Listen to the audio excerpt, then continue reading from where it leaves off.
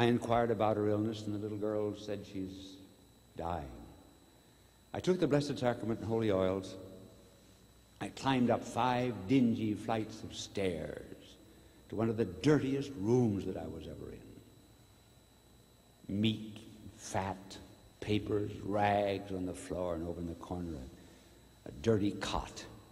This young girl on it, and very sick. Are you Kitty? Yes. Everybody knows me. And I said, Kitty, would you like to make your peace with the good Lord? And she said, no. I can't, because I'm the worst girl in the city of New York.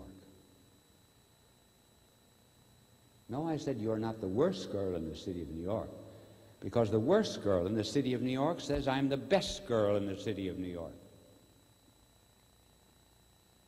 I begged and pleaded with her to go, and she said, no, I can't. I'm too rotten. She said, look at my arms, all black and blue. That's from my husband. If I don't bring in enough money from the streets, he beats me. Now he's poisoned me. And I'm dying of poison.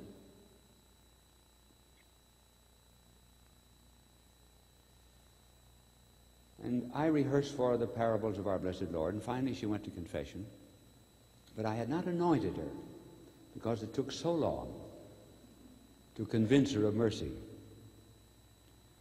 And the poison was getting into the different areas of the brain. And as it did, she seemed to have the impression of losing the external organ. For example, she would reach for her ear and say, Mother, here's my ear, and you keep it when I'm gone.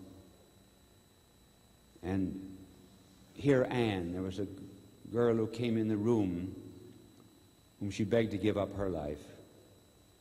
And here's my eye. And she would say, here's my tongue, you keep that. And I realized then that she was very serious, and I anointed her, and immediately she was all right. And I said, sorry, Kitty, you're back in this world again. And she said, yes, just to prove that I can be better. So she became an apostle among the very people with whom she worked. And I would be hearing confessions on a Saturday night. Open a slide. Father, this is the girl that Kitty told you about. Father, this is the boy that Kitty told you about. One night, she came to the rectory and she said, I have a girl who committed murder. Where is she? She's in the church. I said, no, the church is locked. Well, she said she's across the street then, seated on the stoop. So I went to the door and called her over. And in a short time, she went to confession, and that was the way that Kitty continued to exercise the apostolate of mercy after having been forgiven. Now we have all enjoyed it. We are the most fortunate people in the world, because when we're burdened, we can go to the good Lord and receive an external sign that's needed. An external sign that we have been forgiven. Sin is not the worst thing in the world.